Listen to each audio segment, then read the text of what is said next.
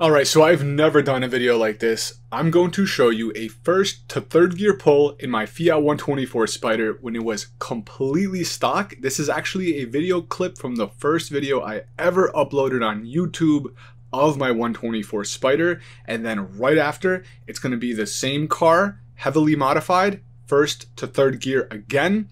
Before we get into that, I'm just going to run down what the mods are so you know exactly what I did to the car to get it from the stock acceleration to where it currently sits right now. So you probably already know what a stock 124 Spider looks like. So while I read off of my list here, which I hope I didn't miss anything, but if I did, I'll put it in the comments somewhere. While I read off this list, I'll just showcase my current wide body 124 Spider, which I really don't want to, and I've never mentioned this publicly yet, but I do have it up for sale. It doesn't mean I'm going to sell it. It's going to have to be to the right person at the right price.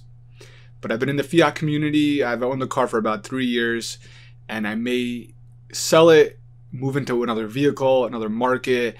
I love the car, and I never thought I would ever sell it, but the right person at the right price, I may sell it. Anyway, let's get into it. So the mods on this car, I'm going to read off of a list. I might be missing things. Hopefully it's all in here.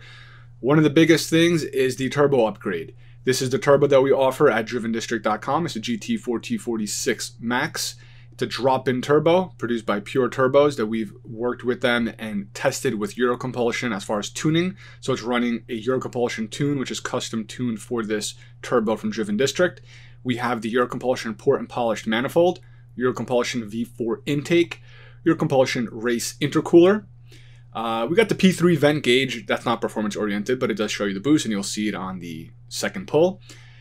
We have that also on Driven District. Almost all of these parts are available on drivendistrict.com as well. So everything that I'm showing you, reading off, most 90% you can purchase through us. Hopefully you guys enjoy this, and if you want to support us, by all means reach out if you need help, but you can also find the parts on our site.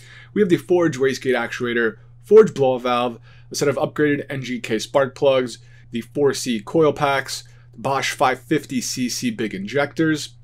We have some interior things, shift knob, whatever, shift boots. We have the Titan 7 TR8 wheels. They are 17 by 10. In the rear, we have Toyo Proxys R1R, 275s in the rear, 255s in the front. Eibach Pro Kit springs. We have a small spacer, I think 5mm. I think 5 and 9, I forget which one, if it's front or rear. We have the Ragozone full valved axle back, a full valved turbo back, I should say. So it's got the valved axle back, the mid pipe, the cross pipe, and the down pipe with the high flow cap, all from Ragozone, all 2.75 inch. I personally love this system. If you're interested in this, we could definitely get you the best price on it. We offer this on drivendistrict.com. We're a direct distributor for them. The car is wrapped in Avery Dennison dark gloss gray. What else we got here? We got the full 300 wide body kit with a bunch of carbon fiber, which I might be opening up another round of pre-orders. If you guys are interested, drop a comment. I'm probably going to have it open for about a month at a discount, so you guys can secure all the items you want, and then we're going to import that all for you guys to the USA, and I'll ship them direct, so you guys should save both on the shipping cost and the product cost. Garden design steering wheel. Now we're getting into non-performance stuff. Little stubby antenna, side markers, blah, blah, blah. So I think I covered everything. More of the performance stuff was earlier on. Let's show you the stock pull, first to third, which you're going to see I learned the hard way where not to put your cell phone in this car.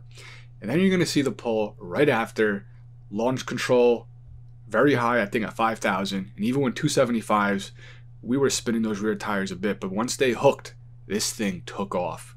And it is a very, very noticeable difference between stock to the way it currently sits. One thing to notate is we are tuned on 93 octane pump gas, nothing special, no race fuel, no E85, no methanol, no nothing, straight 93 octane tune. Hopefully you guys enjoy it. Subscribe if you did, stay tuned for more, and let me know what you think about it in the comments.